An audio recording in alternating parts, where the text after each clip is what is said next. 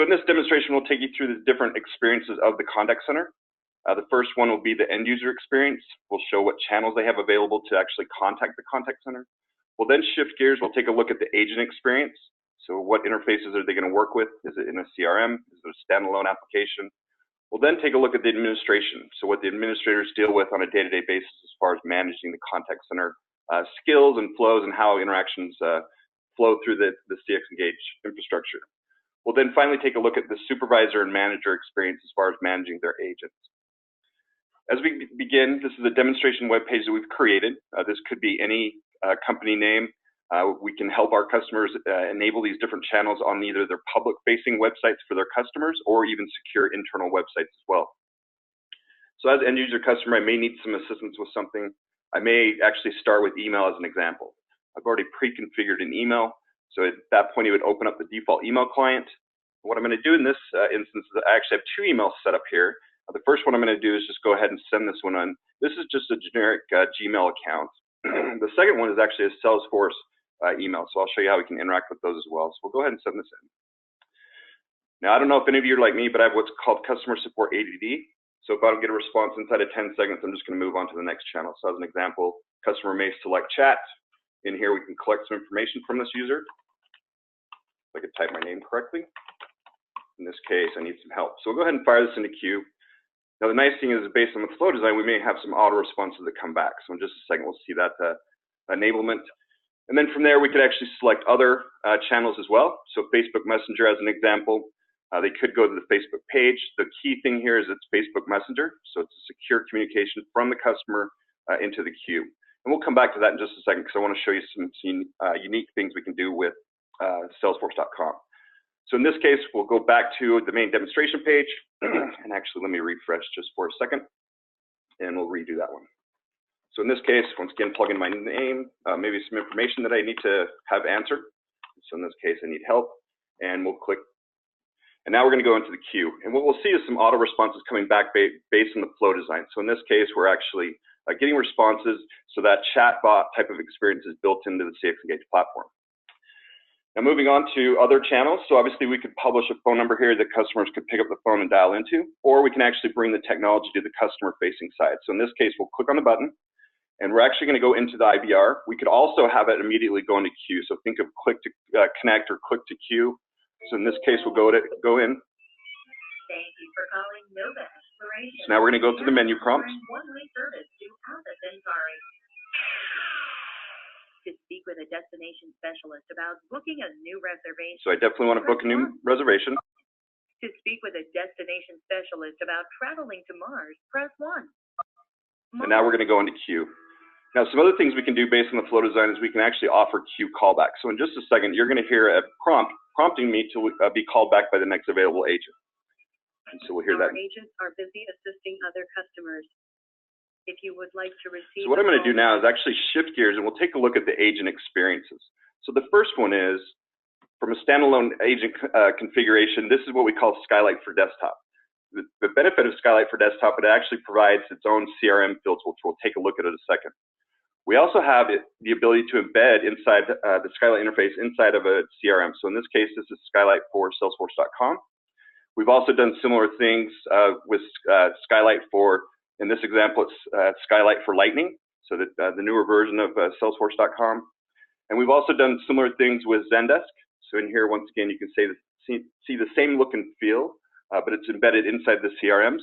And then the last one, finally, is we actually have a Microsoft Dynamics version of this as well. So this is where we can see the prompts, and we'll experience this in just a second. Now, from an agent perspective, when I go on to an available state from in the Skylight interface, so here the agent, this is where they can come in, they can select which offline state they're in. So maybe they need to go on a break, but I want them to be more specific as what type of break so I can track their break times. We can also allow the agent to use multiple talk paths. So by default, we provide a WebRTC extension, but maybe we want to allow those agents to work from home. So maybe they can use their cell phone or a landline. The other benefit there is maybe they have an existing PBX or IPBX that they want to continue to use. We can actually put that DID number here and allow them to communicate as they normally would with their desk phone. As I scroll down, at this point, we'll go ready. What we're going to see immediately is we're going to see all those interactions we've just sent in. So they'll start to come through. If I turn my volume back up, we'll actually hear ringing. So I'm going to go ahead and just answer this call, and then we'll have the call completed. And there's my feedback. There we go. So I have my voice call. Some other things I'm going to do really quickly is I'm just going to pick up some other interactions. So this is the email that we sent in. We also have our web chat that's come in, and we'll look at the other channels momentarily. So while an agent's on a call, some things we can do with the agent scripting. So in this case, we can define what this is going to look like. So we've actually embedded an iframe.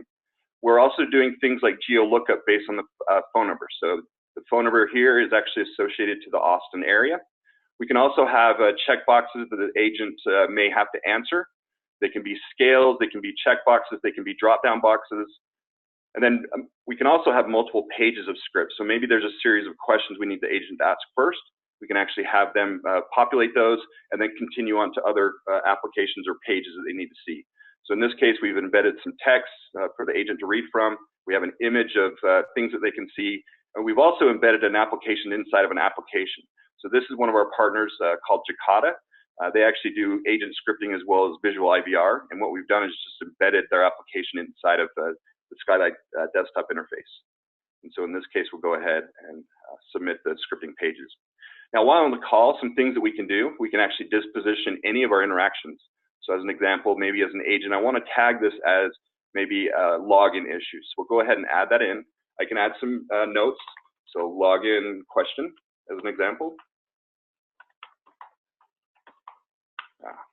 And then here I can actually make some notes. John is booked.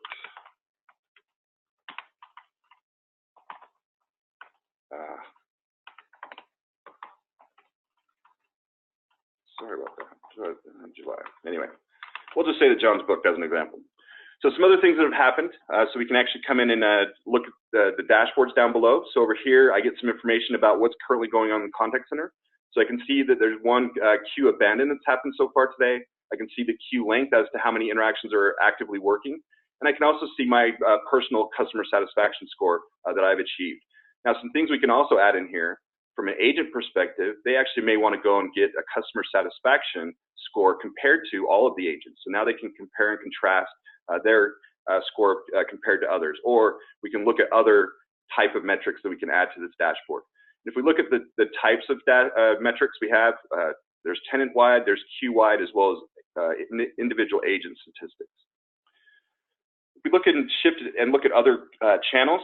So as an example, I have my web chat going on here.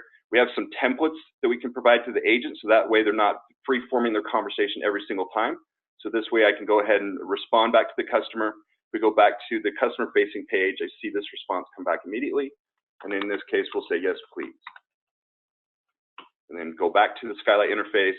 Now we have an active conversation going on back and forth.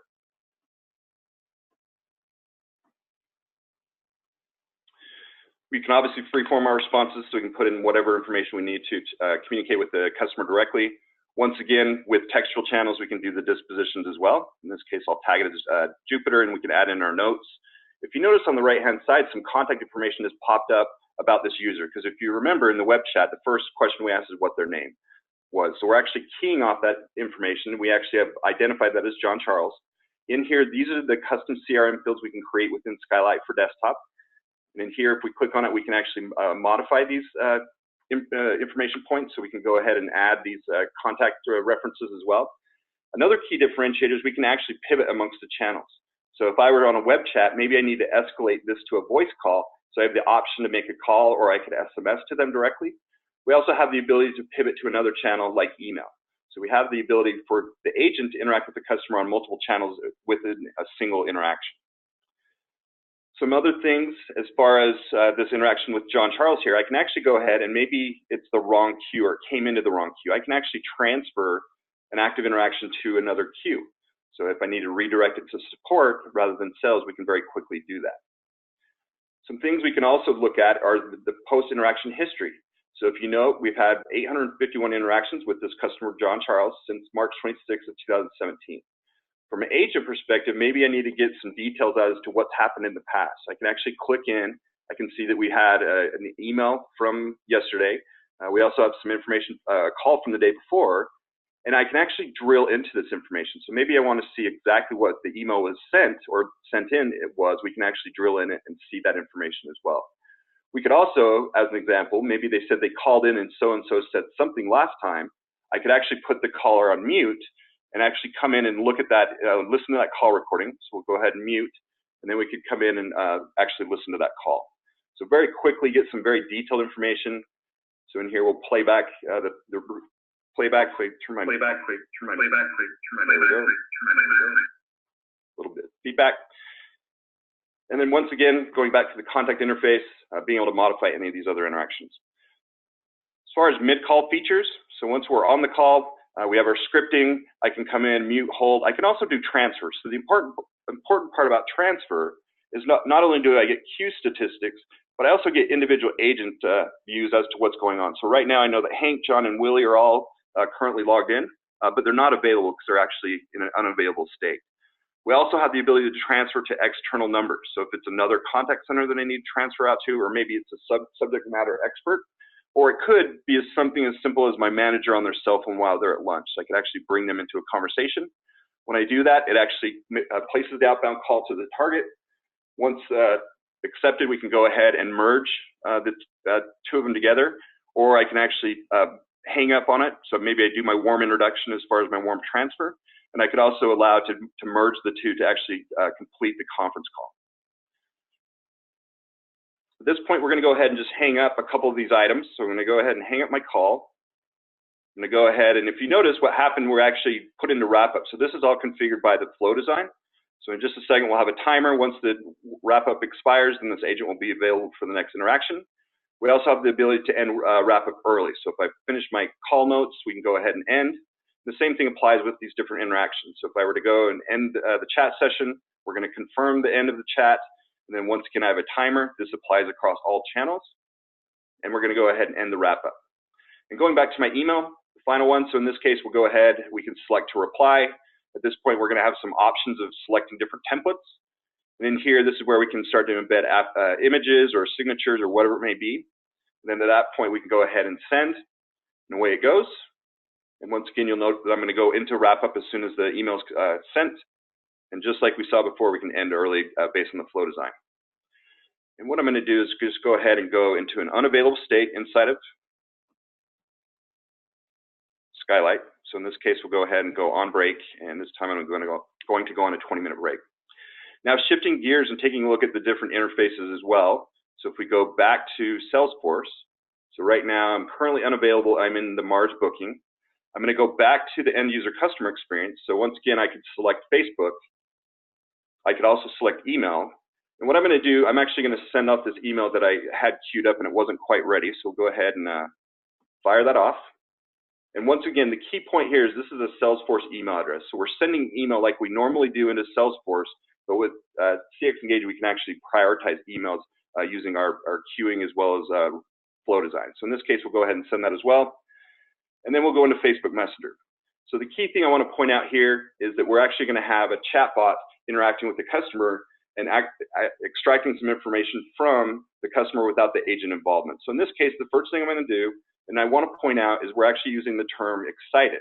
And so the reason why that's important, we're actually going to do a sentiment analysis based on the actual text. So in this case, we'll go ahead and fire it in. And we're going to see the chatbot or the flow design actually start communicating. So the first thing is, we've come back and we've noted you're feeling positive about your mission to Mars. The other part is now we're going to ask if they have a confirmation or reservation number. So in this case, I'll go ahead as a customer and say yes. And this is all being predicated by the flow design. So we're going to have a back and forth communication. So in just a second, we'll see a response. It's asking me for my reservation number. So in this case, I'll go ahead and put in a reservation number. There's also error checking involved with this. So it's actually going to do a Salesforce lookup to verify this case or lead. In this case, I actually put in one extra character. So in just a second, we'll see a response saying, we can't find your case. Would you like to try that again? We'll say yes. In this case, I'll go ahead and add in the proper number. And then the flow design is going to communicate with Salesforce.com and verify that there is a record open and it's routing to an agent. And in just a second, we'll see a third response here about wanting to go to a certain planet. So in just a second, we'll go ahead and say Mars. Now going back to the interface itself, so from an agent perspective, once again, they're operating or functioning out of Salesforce.com. In this case, once again, I'm going to go to a ready state. In just a second, we'll see some interactions starting to come through. So in this point, we'll go ahead and pick up the Salesforce email, and we'll also pick up the Facebook Messenger session. So one thing to note, so it automatically popped up to my case number here.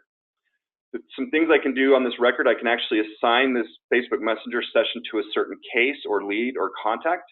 In this case, we'll add it to the case here. I can then flip over, and one thing to note here, we can actually add agent scripting with the textual channels as well. So maybe there's some questions we want them to ask during a web chat or Facebook Messenger session, and we can populate and show it to the agent directly. Going to the email, so at this point, as an agent, I would know that it's an email, and if you notice, it just popped or changed me over to a different tab, and this is where I could come down and actually respond to that Salesforce email like I normally would. So in this case, I can use the Salesforce templates if so desired.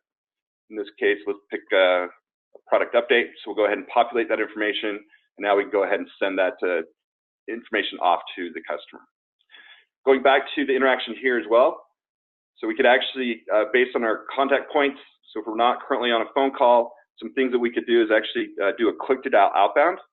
So as an example, I have a phone number here. We're not currently on a phone call, so what I'm going to do is click on the number.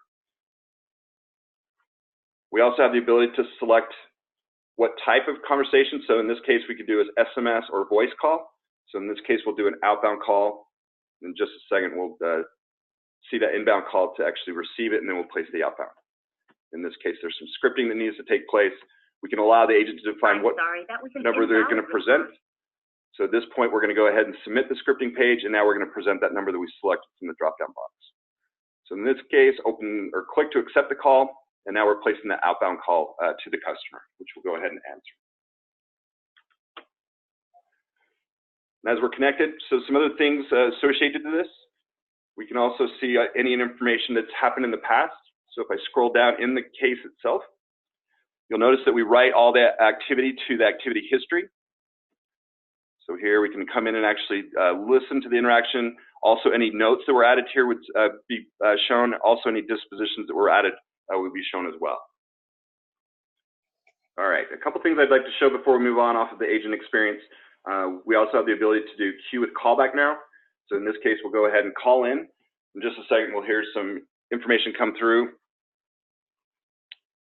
It'll actually offer me the ability to be called back by the next available agent and the option to leave a voicemail. So in just a second, here's that call that's coming into queue. I'm just not going to accept it. I may come in and go on an offline state as an example. So no agents are currently available. Would you like to leave a message and be called back by the next available agent? Press 1 to leave a message. Press 2 to remain on the phone. So in this case, I'm going to leave a message. I see you're calling from 801916565.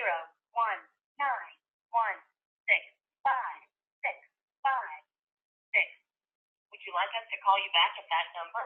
Press 1 and we'll call you back at this number. Please record your message.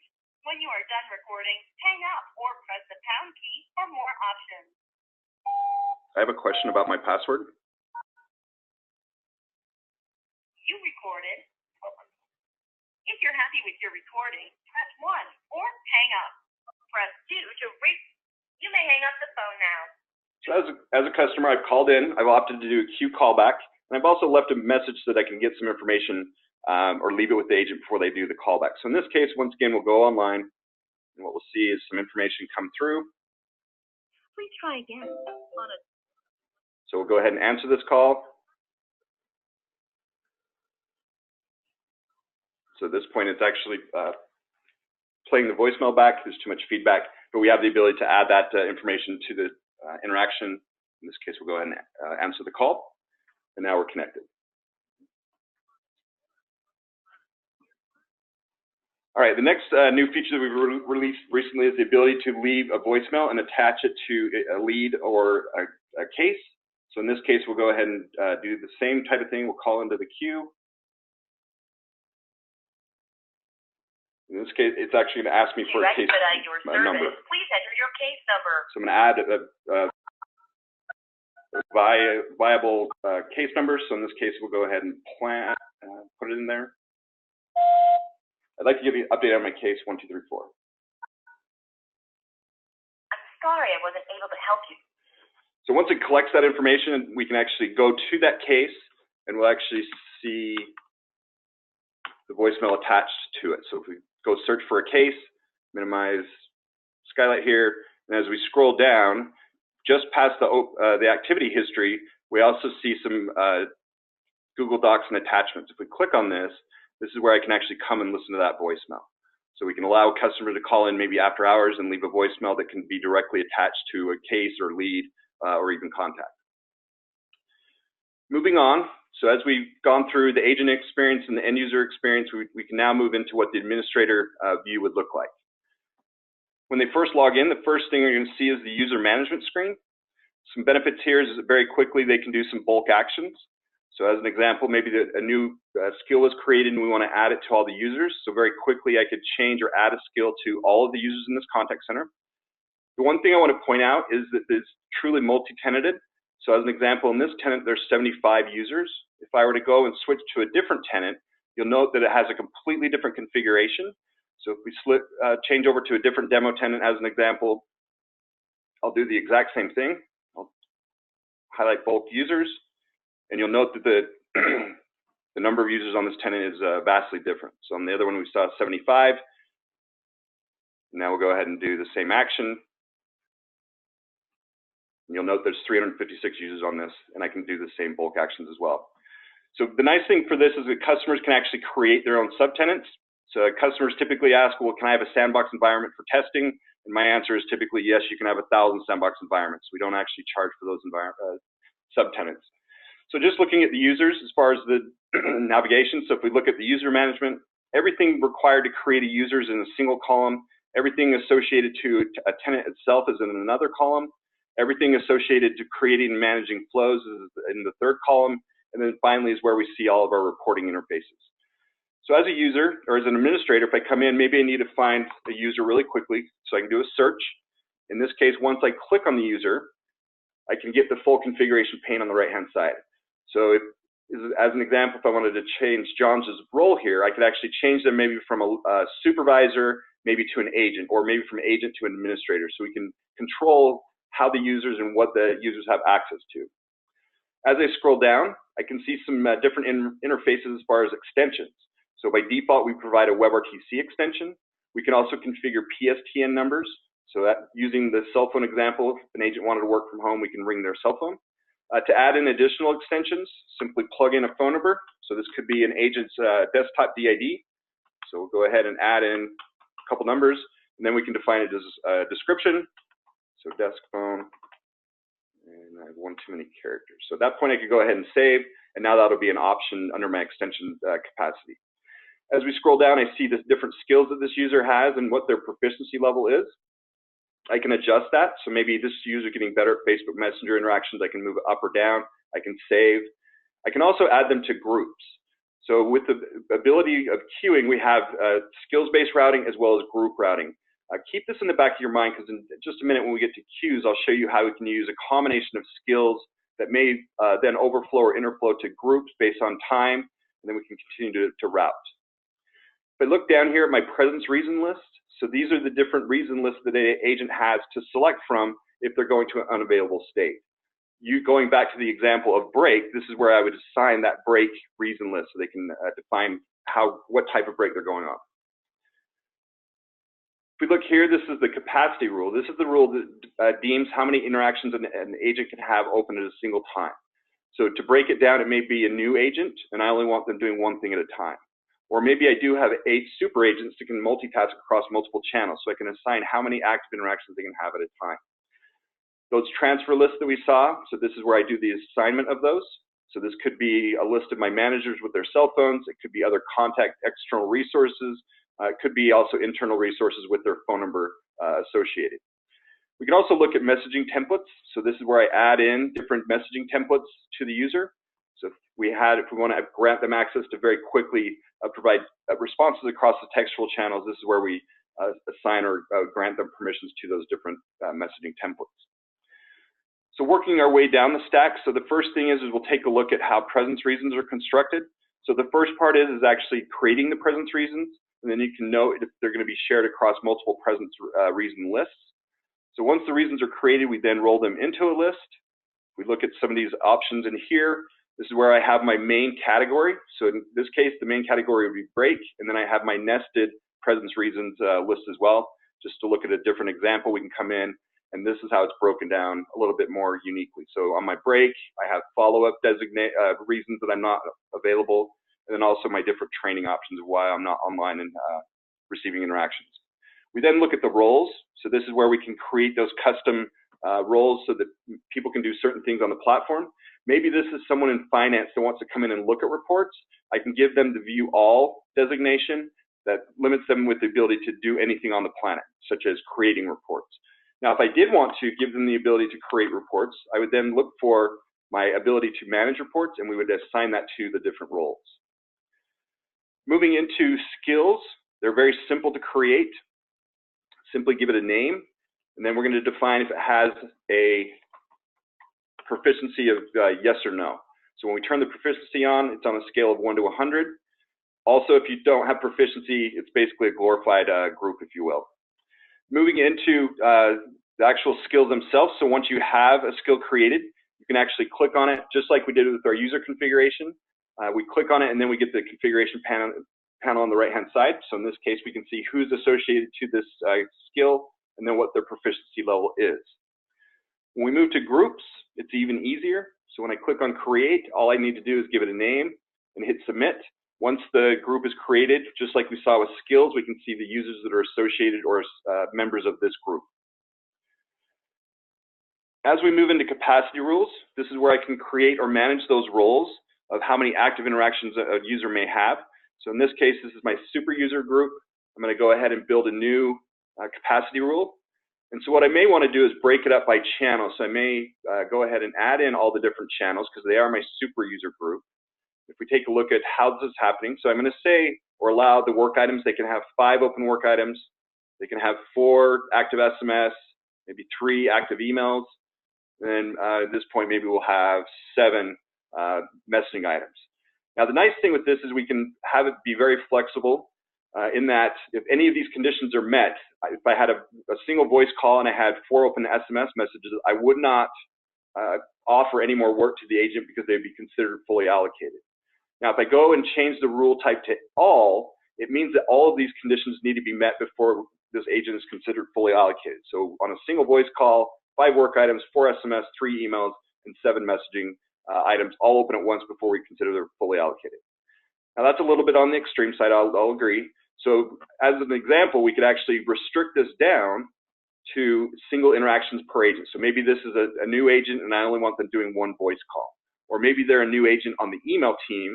I could go ahead and say, allow them to do 1 email at a time, and that's all they can do. But I could also maybe allow them to load balance. So in this case, what I would do is I could say, if any of these conditions are met, so if I'm on a voice call, don't offer me an email. But if I'm working on an email, don't offer me a voice call. So based on this rule type, we can allow multiple flexibility as far as active interactions per agent. So another configuration, we then look at the tenant. This is where users or partners can actually come in and create their own tenants. As far as creation, it's very simple. The general theme within the CxEngage administration is the configuration components are very similar. So in just a second, we'll see the tenant list load, and then we can actually create a subtenant. Simply hit the create button. Go ahead and type in the name of the tenant that you want it to be. So John's tenant. And we can also select who the administrator is going to be. So in this case, it's John Charles. We can select the time zone for this tenant. Obviously, as a global platform, this is very important. So if you have Australia operations, you might want to have the tenant or subtenant created in that time zone. And then you can also come down and set the logo header, as well as the favicon, as well as all the site colors. So if the customer doesn't like the bluish color along the top, they can change it. If they want to put their own logo in there, they can. And this is where that's actually done. Looking at integrations, so this is how the CxEngage platform talks to the outside world. So as an example, communicating with Twilio for SMS or WebRTC. So in just a second, we'll see a list of those integrations. So if I were to look at Twilio, think of it as the username and password to access the Twilio API. We can also look at things like Facebook Messenger. So this is how we listen in or talk to Facebook Messenger directly. And I mentioned how we can route Salesforce emails into the CxEngage Flow Designer and queue it properly and then hand the work back. So this is how I was able to answer an interaction in the Skylight interface embedded in Salesforce, but then actually respond to the email inside of Salesforce using this active interaction. So there's a lot more higher level routing and queuing that we can provide than Salesforce's basic email routing engine. Moving into transfer lists. So once again, these are those ability for agents or users to transfer off system. So if we were to look at maybe my manager cell phone configuration, I need to be able to transfer out to them. We can configure if it's going to be considered a warm transfer that can be converted into a conference call, or is it just going to be a cold transfer with a single click by the agent to get the transfer completed. We can set it as PSTN dial to the resource. We can also do a SIP call, and we can also queue it back up into a different queue on the platform. Looking at messaging templates. So this is where we can create templates that users can very quickly add information. If you notice, there's a couple different types of template here. So this is just plain text, if you will. So with SMS and messaging, we just use plain text. With email, though, it has the ability to use rich text. So this is where we can start to add those images. We can also put in different signatures. We can put in bold, italic, underline, anything we need to. We can insert images as well as HTML. Start looking at different options for the contact attributes. So when we were in Skylight, we could actually, Skylight for desktop, we could see the custom CRM fields. This is where we actually create those custom fields. So there may be certain fields we want to populate. We can define if it's going to be mandatory. And also if it's a multilingual, we can actually define what it'll look like inside of Skylight. So if they have German-speaking agents, we can go ahead and add in what that language would look like as far as the label goes inside of Skylight for desktop. Once we create the contact attributes, we then move to the layout or how we want it to look and feel. So as I click on it, like we saw before, it opens up the configuration panel. So the first category within my layout, I'm going to have a name, which is required, and then we can have multiple fields as well. And then we can have multiple categories in here as well. So there may be one certain section they need to be classified as, and then they can also create additional fields. And we have the ability to move these around. So if I wanted to move my NovaX profile above my contact information, I could very quickly drag and drop that layout. Moving on to flows. So typically, the first thing we start off is with the dispatch mapping. So the key thing to note is this is not just phone numbers. So in this case, this is a phone number, but it's SMS as an example. We also have email addresses.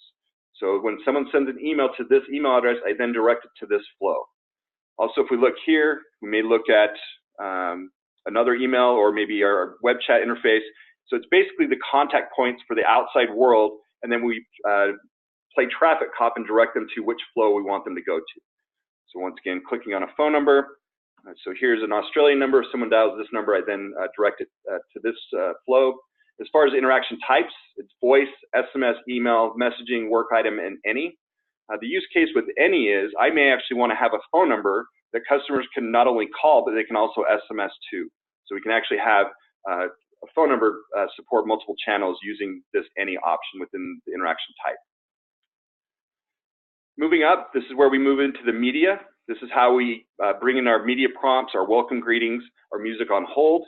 So if we take a look at some of the items in here, as far as a media file, this is the URL.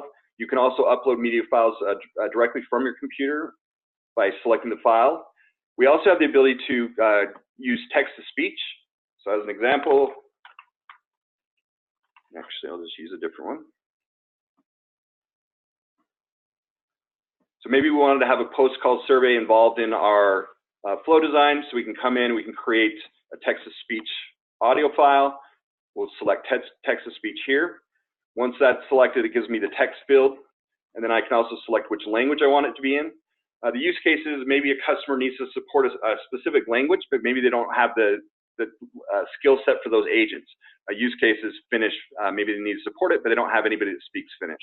They can then select which gender, so male, female, and Alice has a lovely voice as well, so we'll select that. So once we create that media file is now available to be incorporated into a flow design. We also have the ability to create media lists. So as an example, I want to create a string of media files. So I may have a welcome greeting that starts out the interaction. So look for my welcome greeting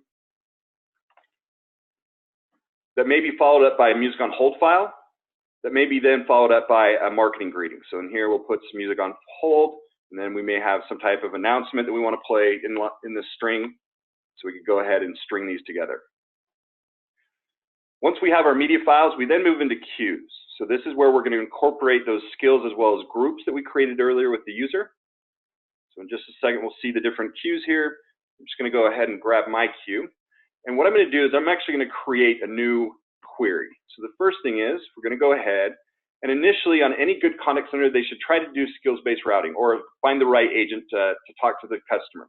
So initially, I'm going to do skills-based routing, and I'm going to have a language skill for the agent. And in this case, we're going to set the bar pretty high. I'm going to say I need to find an agent with a proficiency of 75 or greater.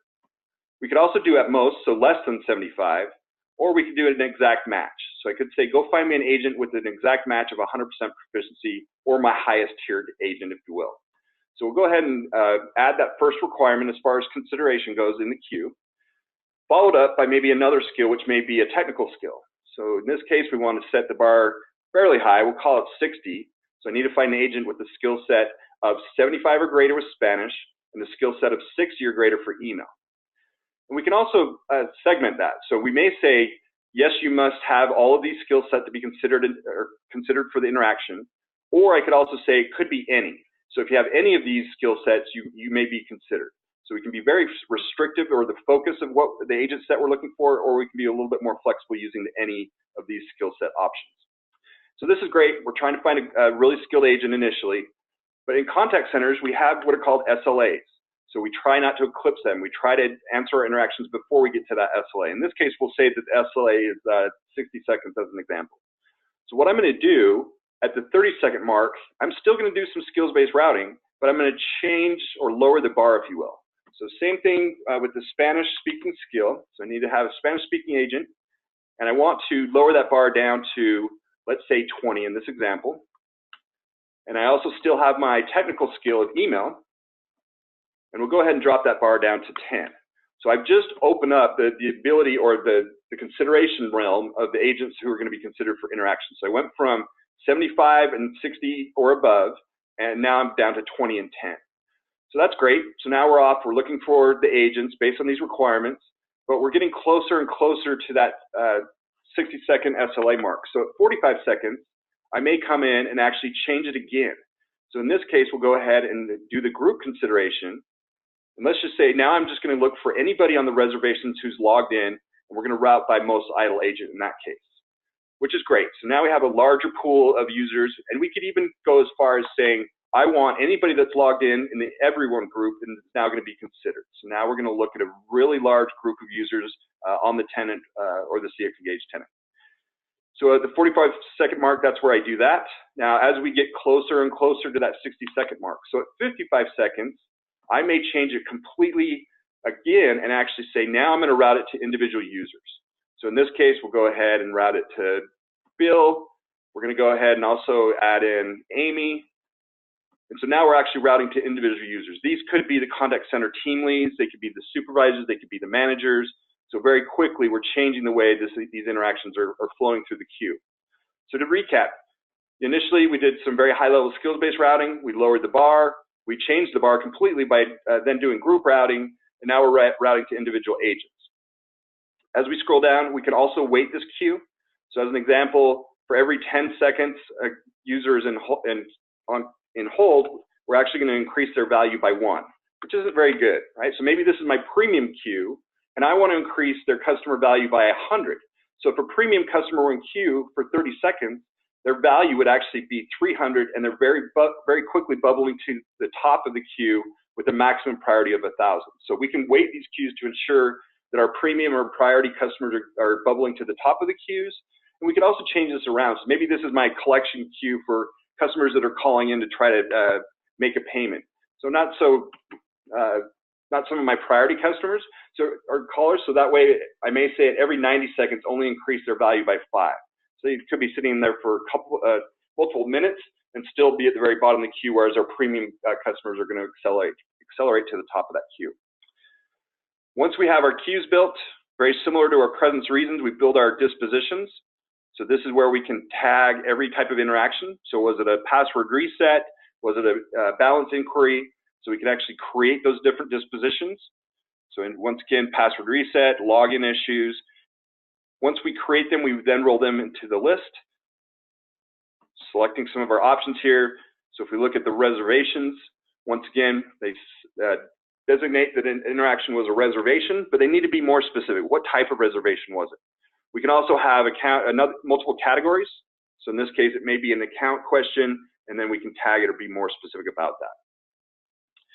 Finally, we get to flows. So this is where we start to control and command all the different interactions across all channels.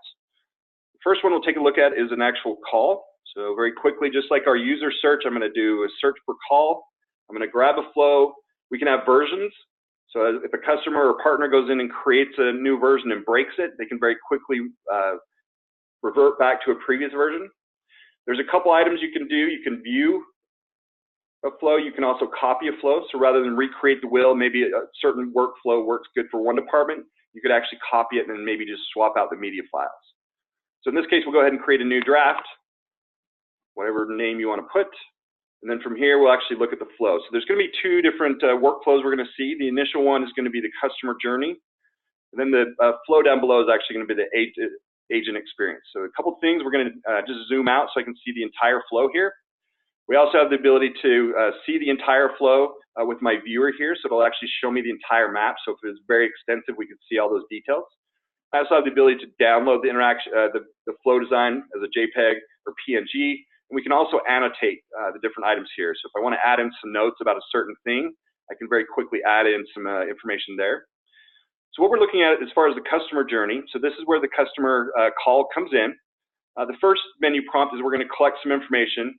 So we're going to have a greeting. We're going to listen for one digit. So on, maybe it's a 1 or a 3 or a 4. So if they press 1, we then route them to another menu option. So in this case, this is where they can select maybe a reservation for Mars, for the moon, ISS. So based on the result of their collect digits, this is where we come in and put our conditionals.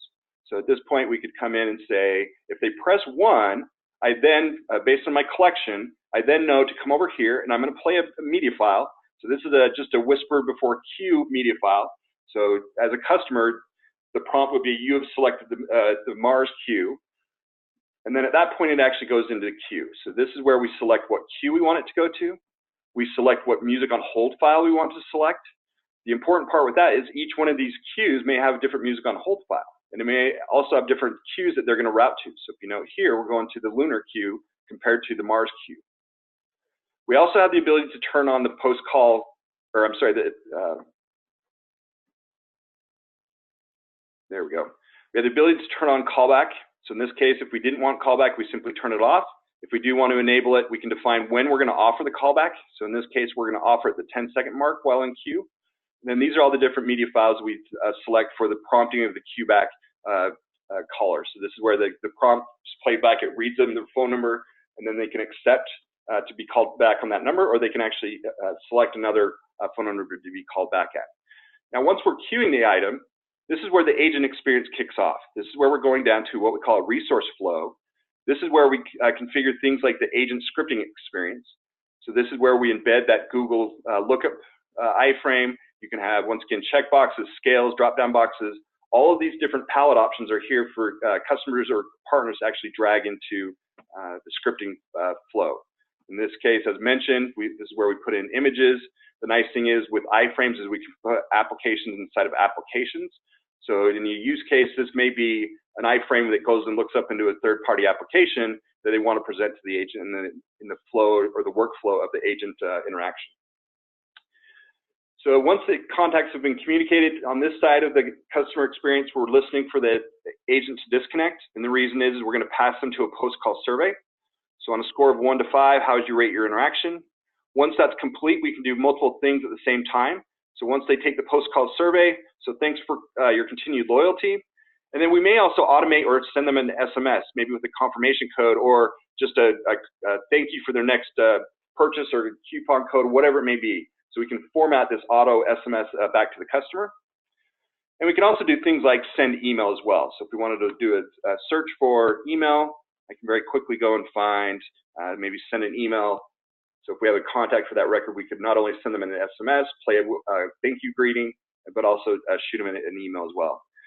Now, another thing we need to point out is the ability to use multiple third-party data to do informed routing. So if we go back and look at our data exchange component on the left-hand side, so the first thing is you'll note that there's Salesforce.com options. There's also Zendesk options, but there's also just generic RESTful API calls we can select here. Just using Salesforce as an example. So maybe prior to going to collect digits, what I want to do is actually redirect it, and I want it to go off, and I want it to look into Salesforce, and I want to look at maybe my case contacts, or maybe leads or users. So maybe we'll just select accounts. But the thing I want to go look at is a field inside of Salesforce, which I define here. And what I want to do is I want to see their account balance. Are they current, meaning they've paid their bills, or maybe they're delinquent? So what I can do is, based on that information, if they're current, I may go ahead and send them through to the proper queue. But if they're delinquent, I may say, you know what, I want to send you to collections first so we can collect, and then we'll pass you back into the proper queue.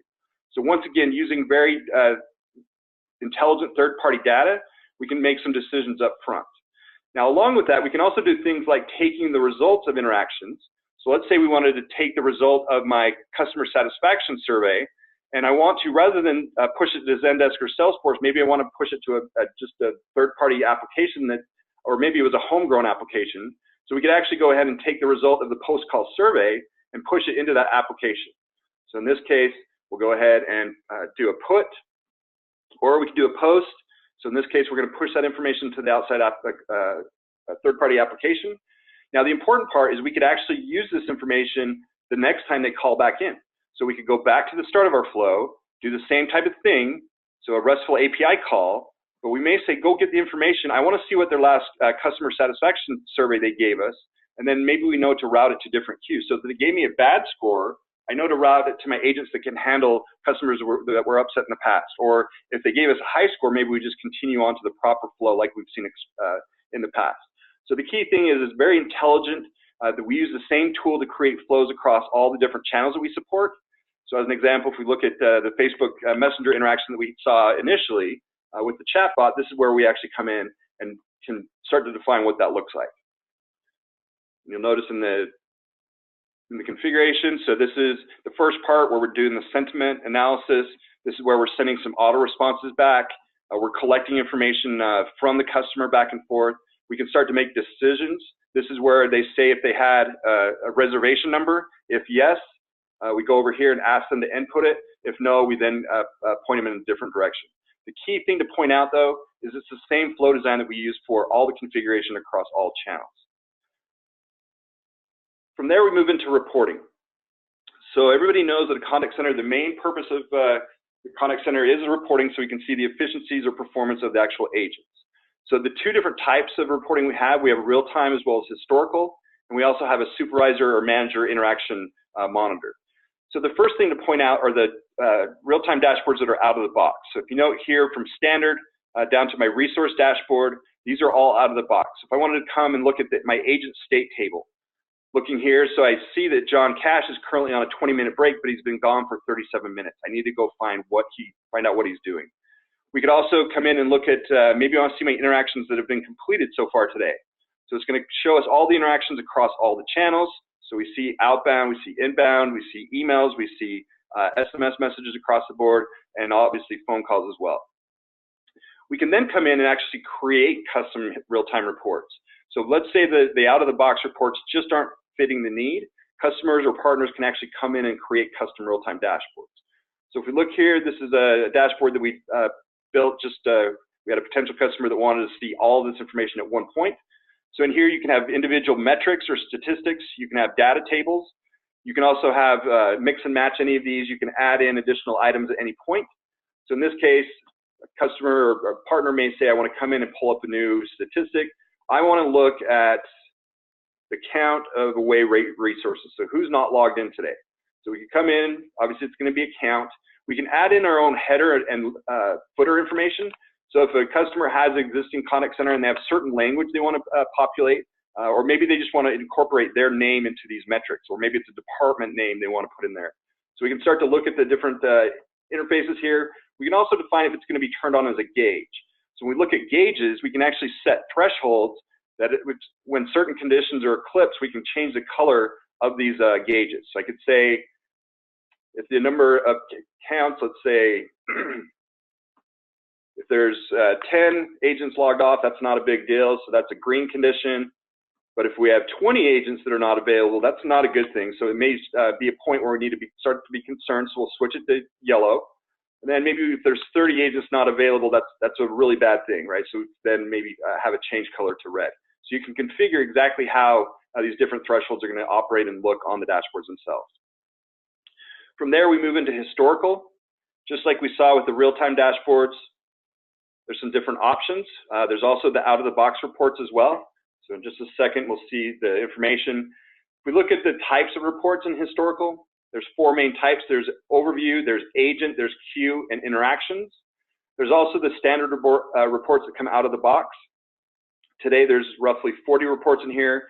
The reason I state that is we do weekly releases and we add reports quite frequently. So if we look here, these are the reports. If I wanted to come in and, let's say, listen to call recordings or maybe read messaging transcripts, this is the out-of-the-box report that I could come in and take a look at. So if I wanted to listen to audio recordings, it's going to open up the interface down below, and then we can go ahead and listen. If I wanted to see some transcripts, we could go ahead and select those as well.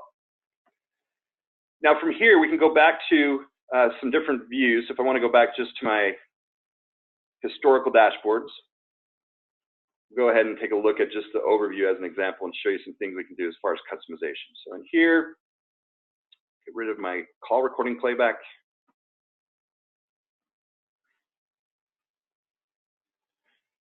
So while it's loading, some things we can do, we can actually filter down on certain things. So let's say I needed to go back in time and I needed to get some statistics on the number of interactions we've had from back in the beginning of the year. So we'll go ahead and say from January 1st to today, I'll apply this filter. In just a second, we'll see we've had 1,800 interactions so far today. I could also automate this report. So rather than having to log into CxEngage every day, maybe I just want it to actually send me an email every single day. So at this point, we could go ahead and automate this process. So we could come in, we could say who the report's going to go to, what we're going to call it, maybe some text about what this report is. We can define when we're going to send it, daily, weekly, or monthly, and then we actually select the time. So if we want to send this report every day at 4 p.m., we can also define the multiple dashboards. So if there's multiple reports they want to see, and we can also include the details. So if they wanted to look at this interaction volume by hour, but they wanted to see the flat file details, we can check the box, and that'll be applied. Now, some other things we can do, if we go in and look at modifying these. So if I want to come in and maybe I don't like bar charts. It's just not my thing. I don't like it. I like pie more. So we could go ahead and select that. We can expand those. When we hover over the different items, we see the numbers that are associated to those. What we can also do is come in and actually change it completely. I don't like any of these options. As an example, I may say, I just want to see a data table. I just want to see the raw file or inputs there. We could also just change it completely. So we could go to what we call our visualizer. And this is where I'm going to say that, I want to see the number of interactions per day, but I also want to see some other things. So we'll go ahead and say, okay, the flat data file isn't working for me. I like area splines as an example. And that's great because I'm seeing the interactions by hour, but I want to also look at some other things. So I want to come in, maybe I want to see the peaks and valleys as far as the values. So how many active interactions do we have at peak? And that's 243. We could also come in and note, maybe I want to add in some additional measures. I want to add in the amount of abandons on the same type of, as well as the interactions per hour. I want to see my abandon rate. So if we note here, when we have really high call volume, we also get a measurable amount of abandons that happen. And it's interesting because it comes a little bit after the peak. So if we notice here, if we have high call volume, the abandons tend to go up for some reason. Now, the nice thing is we can actually overlay multiple interactions on top of that. So not only do we have our interactions and our abandons, but I also want to see what our CSAT score looks like when we look at that. So we can kind of see the same trend. So as we go see high volume, we notice that our customer sat also goes down. The nice thing with this, we know that contact centers like custom things, so they can very quickly come in and change the look and feel. So if they're not having a burst type of day, they could actually come in and and maybe select neon. So we can actually change the look and feel of these very quickly. And the key thing is we can just continue to add on measure over measure over measure. So if we want to look at maybe the average conversation time with an agent, we could go ahead and actually add that to my list here. So in this case, we'll look at agent conversation time, and now we can start to get those nice, pretty graphs and views. Shifting gears, one last thing as far as reporting is we'll take a look at the interaction monitoring. So this is where we can see active interactions. We can see that Agent John Charles is on a call. He's been on the call for a long time. That's 1 minute and 47 seconds. This is where the supervisor managers could actually do a silent monitor. So they click on silent monitor, and what happens is it does a WebRTC call to the supervisor's desktop, and by default they come in as muted, so they're doing a silent monitor. And if they'd like to barge in, they can uncheck that box and barge into the conversation. Taking a look at the agent engagement, things like scoreboard. So in this case, we can have agent-specific data. We may have some specific wallboards that we want users to see. So there may be an overview. There could be an agent version of this. So this is where we can present certain reporting or interfaces to the agent or even the supervisors. So there's something going wrong here, so we can go ahead and get rid of that. Also, we can see our SLA. So in this case, we're in yellow as far as our SLA. We're doing okay, but we could do better. Some other things we can do on the right-hand side, we also have our emoji here where we can actually add, or avatar where we can add or remove different items. So, and once again, think about a contact center agent. It could be potentially boring at times. So there's things like this where we can actually allow them to change their image here. They could select different items. We also have the ability to put in things like our marketplace. So based on agent performance, maybe they get the ability to purchase certain things. It could be concert tickets. It could be gaming consoles. A lot of different options we can put in here. But it's really geared to make sure the agent is comfortable, as well as have the ability to interact within the company and different things they may see in the contact center and their peers. So in this case, we're just going to go ahead and close that out. And the last thing we'll finish up on is the ability for supervisors to quality monitor the interactions. So in this case, these are a list of all of our recordings. We can highlight one of them. As a supervisor, I may want to evaluate this conversation, so I can go ahead and click on Evaluate Call. The supervisor or manager, the first thing they'll do is select which form they want to select from to grade this interaction. And now here I can go ahead and hit play and actually listen to the call.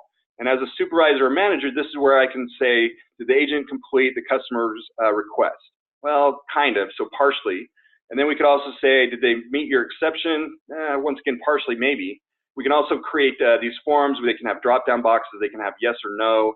And one thing to note, as we're going through and completing this, you'll see that the score is actually being tabulated on the right-hand side. So under the technical portion, they're about 50%.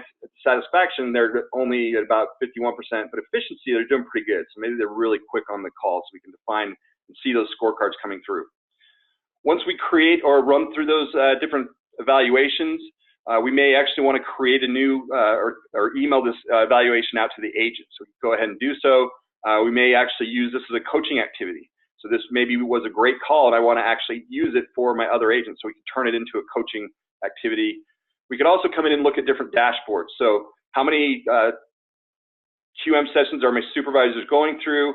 Are they listening to all the calls? So we can come and look at different time intervals. We may want to look at the agent comparisons as well. So there's a lot of really rich dashboards we can provide to the contact center using the QM suite. Oh, no problem. It'll be a fabulous addition to the platform as a whole, right? So the ability to have QM included in the overall contact center or CxEngage interface will be amazing. Let's dive into this a little bit more, see if I can't get my marketplace to work out. So click on marketplace. Some other things that are in here, we can associate badges. So based on performance, really when we get into gamification of the contact center, this is really huge, right? So now agents can actually compare themselves to the other agents on their teams or maybe in the contact center as a whole. We can also add in other things like challenges.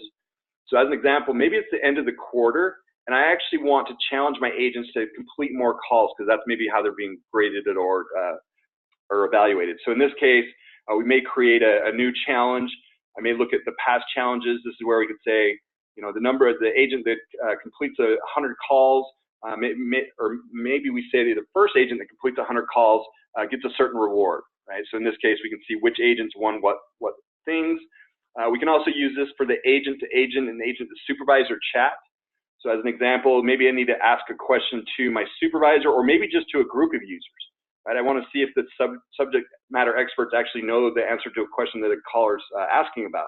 So I could very quickly just create a single conversation, or I could do one-to-many, or maybe I just need to ask Chris here a question about something, so we could go ahead and start that chat session and go back and forth.